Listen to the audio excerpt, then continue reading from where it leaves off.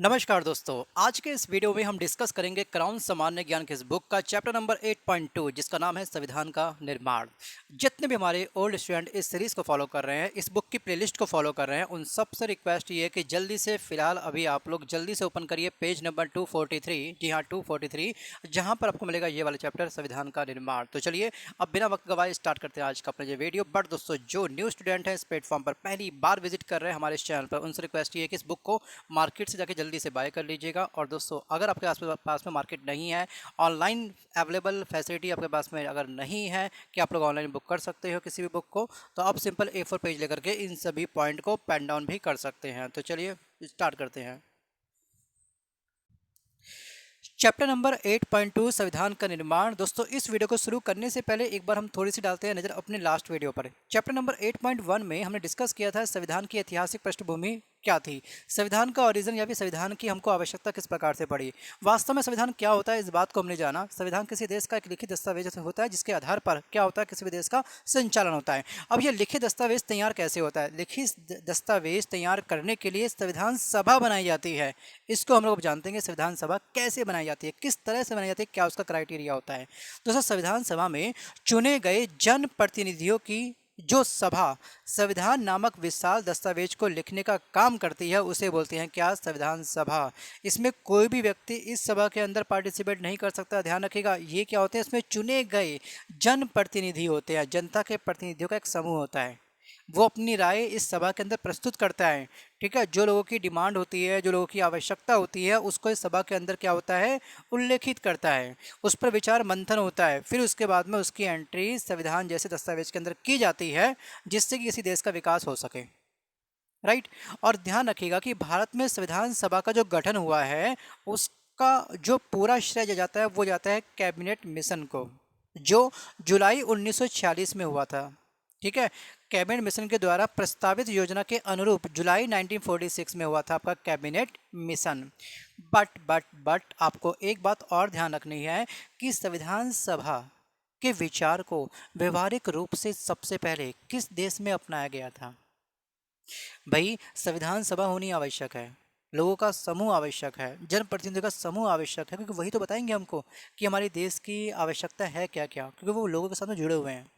तो यहाँ पे पहली बार जो विचार प्रस्तुत हुआ था पूरे वर्ल्ड में वो हुआ था अमेरिका के अंदर और फ्रांस के अंदर, इसको आप लिख लीजिएगा। बट इंडिया के अंदर दोस्तों, भारत में संविधान सभा का गठन कैबिनेट मिशन के द्वारा हुआ है, ये बात क्लियर है। लेकिन संविधान सभा के सिद्धांत का पहली बार जो बीज बोया गया था, अगर आपने कभी हरिजन पत्रिका पढ़ी होगी तो 1922 में गांधी जी ने भारतीय संविधान के निर्माण के लिए भारत की संविधान सभा की आवश्यकता पर बल दिया था।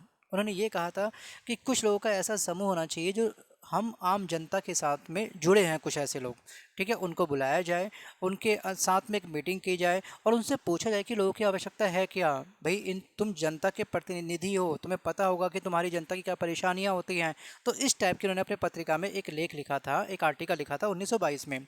वहीं से इस बात का क्या होता है, हमको ऑरिजिन मिलता है। पहली बार बीज यहीं से बोया गया था। और जो सेकेंड बीज था वो आपका मिलता है स्वराज विधेयक से। और स्वराज विधेयक का संबंध किससे है? बाल गंगाधर तिलक के साथ में है। ठीक है, संविधान सभा के सिद्धांत का दर्शन सबसे पहले बाल गंगाधर तिलक के निर्देशन में निर्मित स्वराज विधेयक में भी हमको मिलता है। कैबिनेट मिशन तो बहुत बाद में आया है, ये अंग्रेजों का मिशन था। उससे पहले तो हम लोग सन 1922 में कर चुके हैं इस चीज़ को कवर, है ना। स्वराज विधेयक के द्वारा हम कवर कर चुके हैं इस टॉपिक को, इस डिमांड को, अपनी इस आवश्यकता को। तो ये सभी पॉइंट भी आपको अच्छे से ध्यान रखने हैं। अब बात करते हैं कि इस स्कीम की प्रमुख बातें क्या थी। पहली बात ये थी कि इसमें 10 लाख व्यक्तियों पर क्या होगा, एक स्थान होगा। किसका? संविधान सभा के सदस्यों का निर्वाचन प्रांतीय विधानसभा के सदस्यों के द्वारा अप्रत्यक्ष निर्वाचन प्रणाली के द्वारा हुआ था। और प्रांतों से स्थानों की संख्या का निर्धारण होता है, केवल 10 लाख पर एक स्थान होगा, एक सीट होगी। नेक्स्ट पॉइंट है, संविधान निर्माण निकाय के सदस्यों की संख्या 389 निर्धारित की गई थी। लेकिन बाद में क्या हुआ कि अब संविधान जैसे जैसे तैयार होना स्टार्ट हुआ तो अब संविधान सभा में 389 के स्थान पर क्या हो चुकी थी, 299 सदस्य ही रह चुके थे। भाई, कभी विचार मिले कभी नहीं मिले, कुछ लोगों ने मतलब मजबूरन बस अपने संविधान सभा के अंदर आना बंद कर दिया, कुछ लोगों का हेल्थ इशू आ गया, तो फाइनली अंत तक 299 लोग ही क्या थे, प्रेजेंट रहे। इसमें 229 सदस्य प्रांतों से थे और 70 क्या थे, 70 थे आपके देसी रियासतों से। ये भी आपको साइड में लिख लेना है। लेकिन इनमें से 292 प्रतिनिधि ब्रिटिश भारत में गवर्नरों के अधीन और 11 प्रांतों से थे। 4 प्रतिनिधि चीफ कमिश्नर के 4 प्रांतों से थे और 93 भारतीय देसी रियासतों से थे। बाद में कितने बच गए थे ये, बाद में हो चुके थे 70। कितने, 70। अब प्रत्येक प्रांत के स्थानों को 3 प्रमुख समुदायों में जनसंख्या के अनुपात में बांटा गया था, मुस्लिम, सिख और साधारण। अब यहाँ पे आपको आना सीधे 5 पॉइंट पर। देसी रियासतों के प्रतिनिधियों के चयन की पद्धति परामर्श से तय की जानी थी और जुलाई 1946 में, अब आइए जुलाई 1946 में ब्रिटिश भारत के प्रांतों को आवंटित 292 प्लस 4 292 प्लस 4 इक्वल टू में 296 स्थानों के लिए चुनाव हुए, जिनमें विभिन्न दलों के निर्वाचित उम्मीदवार इस प्रकार से थे। देखिए, कांग्रेस से कितने थे, 202 मतलब सॉरी 208 208, मुस्लिम लीग से थे 73, सिख गैर कांग्रेसी से केवल एक थे और टोटल दोस्तों जो संख्या बनी ये बनी आपके 296। कितनी बनी, 296। तो आपको केवल यहाँ पर कांग्रेस, मुस्लिम लीग और सिख ध्यान रखने हैं। अब आते हैं 3 जून के बारे में। 3 जून 1947 की योजना के अधीन पाकिस्तान के लिए एक पृथक विधानसभा बनाई गई थी। एक पृथक विधानसभा बनाई गई थी। और संविधान का अधिनियम के बारे में बात करें तो जब विभाजन के पश्चात 31 अक्टूबर 1947 को संविधान सभा की बैठक बुलाई गई, तब उसमें कुल सदस्यों की संख्या कितनी थी, 299 थी। कितनी थी, 299 थी, जिनमें से 70 प्रतिनिधि देसी रियासतों में से थे और इनमें से 284 मेंबर, ठीक है, 26 नवंबर 1949 को वास्तव में उपस्थित थे और उन्होंने अंतिम रूप से पारित संविधान पर, जो संविधान पूरा बन के तैयार हुआ, उस पर अपने सिग्नेचर भी किए। तो आपको ये पॉइंट अच्छे से ध्यान रखना है। ये पॉइंट आपके लिए मोस्ट टाइम पे है, एग्जाम में ये क्वेश्चन पूछा गया है। नेक्स्ट पॉइंट देखते हैं, संविधान सभा की बैठक। पहली बैठक हुई थी 9 दिसंबर 1946 को, दिन था आपका सोमवार, सुबह 11 बजे, राइट। और इस बैठक में क्या होंगे, अध्यक्ष भी होंगे। तो ये हमारे अस्थायी अध्यक्ष थे, ये टेम्परेरी अध्यक्ष थे, जिनका नाम था सच्चिदानंद सिन्हा। एग्जाम में, वनडे एग्जाम में ये क्वेश्चंस कई कई कई कई कई बार पूछा गया है। तो इसलिए आपको ये अच्छे से अपने जहन में, अपनी नोटबुक के अंदर क्या करना है, हमेशा के लिए दर्ज कर लेना है। संविधान सभा की प्रथम बैठक न्यू दिल्ली में हुई थी और ये स्थान था आपका काउंसिल चैम्बर के पुस्तकालय भवन के अंदर हुई थी, जिसे हम लोग कॉन्स्टिट्यूशंस, जहाँ पर जिसको हम स्थान को कॉन्स्टिट्यूशंस कहते थे। 11 दिसंबर 1946 को सेकंड मीटिंग हुई। पहली 9 तारीख को हुई, सेकंड मीटिंग आपकी 2 दिन बाद 11 दिसंबर को हुई। और इसके जो अध्यक्ष बने वो थे हमारे स्थायी अध्यक्ष, इनका नाम था डॉक्टर राजेंद्र प्रसाद। क्या था, डॉक्टर राजेंद्र प्रसाद इनका नाम था। ये भी आपको अच्छे से ध्यान रखना है। लेकिन इसके अलावा एक पॉइंट और है कि एच.सी. मुखर्जी को उपाध्यक्ष तथा बी.एन. राव को संविधान सभा का संवैधानिक सलाहकार नियुक्त किया गया था। एसएससी सीजन में दोस्तों क्वेश्चन पूछा गया है कि आखिरकार संविधान सभा का संवैधानिक सलाहकार किसे नियुक्त किया गया था, तो इनका नाम था बी.एन. राव। और इसके अध्यक्ष कौन थे, राजेंद्र प्रसाद। उपाध्यक्ष कौन थे, एच.सी. मुखर्जी। वीडियो को पॉज करके इन सभी पॉइंट को आप लोग प्लीज़ कमेंट करिएगा। जैसे आप लोग टाइपिंग करते हैं तो ये सभी डाटा, ये सभी फिगर आपको हमेशा के लिए याद हो जाती है, आपके सब कॉन्शियस माइंड में वो सेव हो जाती है। तो इसलिए वीडियो को पॉज करके कमेंट करने में कंजूसी बिल्कुल भी मत करिए। अगर आपको लगता है कि कमेंट करने से आपकी फिंगर घिस सकती है, ठीक है, आपका ये सभी पॉइंट आपको याद हो जाएंगे, आपका सिलेक्शन हो जाएगा, आपका लॉस हो जाएगा सिलेक्शन के बाद में। होते हैं बच्चे हर तरीके के, तो आप अपने विचार के आधार पर चलिए, मुझे कोई दिक्कत नहीं। लेकिन जिसको सच में जॉब की आवश्यकता है वो ध्यान रखिएगा। जैसे जैसे मैं चीज़ों को आपको बता रहा हूँ वैसे वैसे आपको चीज़ों को फॉलो करना है, बस सिंपल सा फंडा ये है। ज्वाइनिंग के बाद में ज्वाइन करना है या फिर नहीं करना, सिलेक्शन के बाद में ज्वाइनिंग करना नहीं करना उस पोस्ट को, वो आप खुद डिसाइड करिए, आपकी फैमिली डिसाइड करिएगा, ठीक है। क्योंकि कभी कभी लोकेशंस ऐसी होती है कि जहाँ पे जॉब करने का मन नहीं करता बिल्कुल भी, ठीक है, बस की नहीं होता जो लोग की जॉब करना। कभी कभी ऐसा भी होता है, कुछ लोग होते हैं कि परिवार से दूर रहना पसंद नहीं करते हैं, नहीं रह पाते हैं, ये भी कंडीशन होती है, वो बात की बात है। खैर फोकस करते हैं इस वीडियो पर, ठीक है। तो दोस्तों, जवाहरलाल नेहरू ने 13 दिसंबर 1946 को ऐतिहासिक उद्देश्य प्रस्ताव प्रस्तुत किया, जिसे संविधान सभा ने 22 जनवरी 1947 को स्वीकार किया। 22 जनवरी 1947 को स्वीकार किया। नेक्स्ट पॉइंट देखते हैं, संविधान सभा के द्वारा गठित समितियां। नियत समिति बनाई गई थी संविधान सभा के अंदर, जिसके अध्यक्ष थे डॉक्टर राजेंद्र प्रसाद। ये आपके लिए इंपॉर्टेंट नहीं है, आपके लिए केवल इंपॉर्टेंट अभी फिलहाल संचालन समिति है, प्रारूप समिति है और वित्त एवं कर्मचारी समिति है। अब कुछ लोगों के मन में सर ये आएगा कि सर ये इंपॉर्टेंट नहीं तो बुक में दिया क्यों है, फर्स्ट फोर्थ फिफ्थ सेवन्थ दिया क्यों है।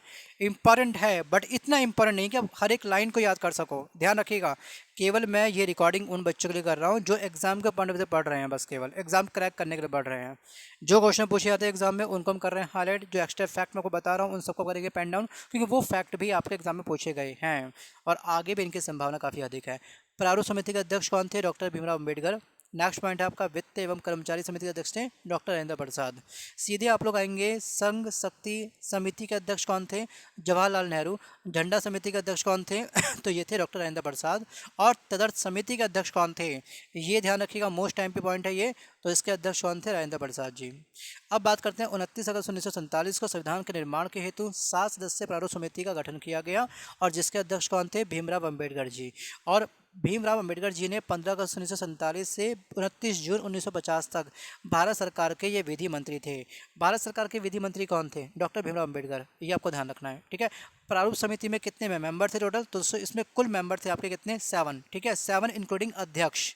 ध्यान रखिएगा, इसमें अध्यक्ष भी क्या थे? इंक्लूडिंग थे।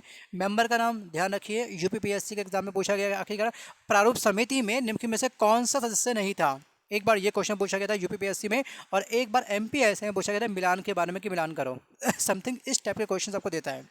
संविधान सभा के संवैधानिक सलाहकार जो BN राव थे, इन्होंने संविधान सभा का पहला प्रारूप तैयार किया था। संविधान का पहला प्रारूप किसने तैयार किया था? BN राव ने किया था। ये कौन थे? ये थे संविधान सभा के संवैधानिक सलाहकार, जिसमें आर्टिकल 243 अनुच्छेद थे और 13 क्या थी? इसमें अनुसूचियाँ थी।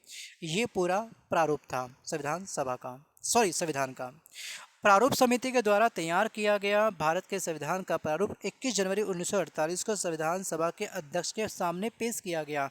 इसमें काफ़ी सारी दिक्कतें हुई, इसमें काफ़ी सारे संशोधन करने पड़े। उसके बाद दोबारा से इसको प्रस्तुत किया गया 26 अक्टूबर 1948 को, ठीक है। पहले किया गया 21 फरवरी, फिर थोड़ा सा होल्ड किया गया, कुछ मॉडिफिकेशंस हुआ, कुछ संशोधन हुआ, कुछ करेक्शंस हुआ, कुछ एरर करेक्शंस हुआ इसमें, और उसके बाद सेकंड टाइम प्रेजेंट किया 26 अक्टूबर 1948 को। अब बात करते हैं 26 नवंबर के बारे में कि 26 नवंबर 1949 को संविधान पर सभा के सभापति के हस्ताक्षर हुए और उसे पारित घोषित किया गया। नागरिकता, अंतरिम संसद, निर्वाचन तथा अस्थायी और संक्रमणकारी उपबंध 26 नवंबर 1949 से लागू किए गए, क्योंकि ये सभी के सभी उपबंध क्या थे? आवश्यक थे, उनको ऑन द स्पॉट किया गया, लागू कर दिया गया। सेम टाइम पर 26 नवंबर 1949 को घोषित हुआ, पारित हुआ और फाइनली इसमें जो बातें उल्लेखित थी उनको रन कर दिया गया, इम्प्लीमेंट कर दिया गया संपूर्ण भारत के अंदर। लेकिन इसमें 26 नवंबर 1949 में अंगीकृत संविधान में 22 भाग थे, 395 अनुच्छेद थे और 8 थी इसमें क्या? अनुसूचियाँ। 8 क्या थी इसमें? अनुसूचियाँ थी। अब बताइए वर्तमान में हमारी स्थिति क्या है? वर्तमान में हमारे पास कुल कितने अनुच्छेद हैं? बताइए, कितने भाग हैं, कितनी अनुसूचियां हैं? होमवर्क है, थोड़ा सा कर लीजिएगा। अब बात करते हैं अगले पॉइंट पे, हम पढ़ते हैं यहाँ पर थोड़ा सा, आ जाइए। संविधान के शेष उपबंध 26 जनवरी 1950 को क्या हुए? प्रभावी हुए और इस तारीख को संविधान में उसके प्रारंभ की तारीख कहा गया। और संविधान दिवस, दोस्तों संविधान दिवस हम कब मनाते हैं पता है आपको? 26 नवंबर भारत में संविधान दिवस के रूप में मनाया जाता है। कब? 26 नवंबर। और इसका प्रारंभ 2015 से हुआ था। लिख लीजिए इस बुक को साइड में, काफ़ी इंपॉर्टेंट है, ठीक है। 2015 से इसका स्टार्ट हुआ था, क्योंकि ये वर्ष संविधान निर्माता डॉक्टर भीमराव अंबेडकर जी के 125वें जन्म दिवस के रूप में हमने इसको मनाया था। और अंतर्राष्ट्रीय लोकतंत्र दिवस हम कब मनाते हैं? तो अंतर्राष्ट्रीय लोकतंत्र दिवस हम मनाते हैं 15 सितंबर को। कब? 15 सितंबर को। ये डेट भी आपको अच्छे से इस बुक के साइड में लिख लेनी है। अब आगे बात करते हैं कि संविधान के निर्माण में कुल 2 वर्ष 11 महीने 18 दिन का समय लगा और इस दौरान कुल 11 अधिवेशन हुए थे। कितने अधिवेशन हुए थे? 11 अधिवेशन हुए थे। और संविधान के प्रारूप पर 114 दिन तक चर्चा हुई थी। कितने दिन तक? 114 दिन तक संविधान के प्रारूप पर चर्चा हुई थी। और संविधान के निर्माण पर कुल कितना खर्चा आया था? 63,96,729 729 रुपये, इतना खर्चा आया था। सोचिए भाई, इतनी बड़ी संख्या में अगर लोग बैठेंगे, फ़ैन चलेगा, साफ़ सफाई होगी, उनका खाने पीने का इंतजाम भी होगा, ट्रांसपोर्ट का भी उनका खर्चा आता है, ठीक है, और बहुत सारे अदर खर्चे भी होते हैं। तो संविधान अगर इतना लंबे समय से चलेगा, इतने लोगों की गैदरिंग होना, ठीक है, तो यहाँ पर इतना खर्चा आना लाजमी है। अब उसके बाद में आ, संविधान के कुछ भाग जैसे कि नागरिकता हो गया, निर्वाचन हो गया, अंतरिम संसद आदि से संबंधित कुल 15 अनुच्छेद को 26 नवंबर 1949 को लागू किया गया, जबकि शेष अनुच्छेद 26 जनवरी 1950 को लागू हुए।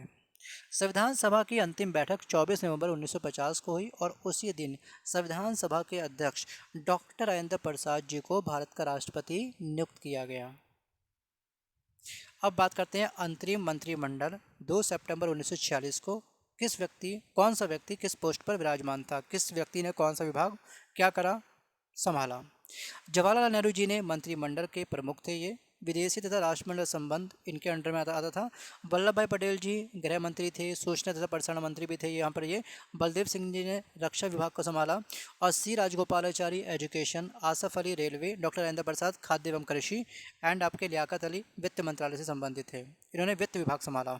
अब बात करते हैं जब भारत फ्रीडम प्राप्त किया, जब भारत का पूरी तरह से संविधान बनकर तैयार हो गया, संविधान पूरा तैयार हो गया, उसके बाद में जवाहरलाल नेहरू भारत के प्रधानमंत्री भी थे, विदेश मंत्री भी थे, राष्ट्रमंडल एवं वैज्ञानिक शोध संस्थान भी, ये विभाग भी जवाहरलाल नेहरू ने ही क्या करा, संभाला। डॉक्टर राजेंद्र प्रसाद जी जो मंत्री बने, ये बने खाद्य एवं कृषि मंत्री। अब्दुल कलाम आज़ाद एजुकेशन से, सरदार वल्लभ भाई पटेल गृह सूचना और प्रसारण से, और उसके बाद में एक मिनट उसके बाद में डॉक्टर भीमराव अम्बेडकर जी को विधि अधिकारी बनाया गया, विधि विभाग अपनाया इन्होंने, मतलब कि कानून विभाग को इन्होंने संभाला। और R.K. चेट्टी ने वित्त विभाग संभाला और जॉन मथाई ने रेलवे एवं परिवहन और बलदेव सिंह ने रक्षा मंत्रालय।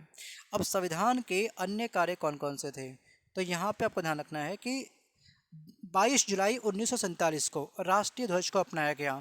उसके बाद 24 जनवरी 1950 को राष्ट्रीय गान को अपनाया गया। 24 जनवरी 1950 को राष्ट्रीय गीत को अपनाया गया। 1949 को राष्ट्रमंडल में भारत की सदस्यता अपनाई गई। दोस्तों ये था एक छोटा सा वीडियो। अगर ये वीडियो आपको पसंद आया हो तो वीडियो को लाइक करिए, अपने फ्रेंड तक इस वीडियो को शेयर करिए। मिलता हूँ जल्द एक नए वीडियो के साथ, तब तक के लिए धन्यवाद, bye bye and take care. But यहाँ पे दोस्तों एक बेसिक क्वेश्चन और मेरा मन है आपको बताने का, सुन लीजिए। दोस्तों भारत के संविधान का पिता या फिर आधुनिक मैन की संज्ञा किस व्यक्ति को दी गई थी, बताइए। ये थे डॉक्टर भीमराव अम्बेडकर। और संविधान सभा में डॉक्टर भीमराव अम्बेडकर का निर्वाचन क्या था, मुंबई से हुआ था। ये पहले बंगाल प्रेसिडेंसी से चुने गए थे, परंतु विभाजन पार्टीशंस के समय वे क्षेत्र पाकिस्तान के अधीन आ गया था। उसके बाद इन्हें मुंबई से चुना गया था। तो ये फैक्ट भी जस्ट मुझे भी याद आया तो मैंने आपको डिस्कस कर दिया, इसको आप अच्छे से लिख लीजिएगा। धन्यवाद।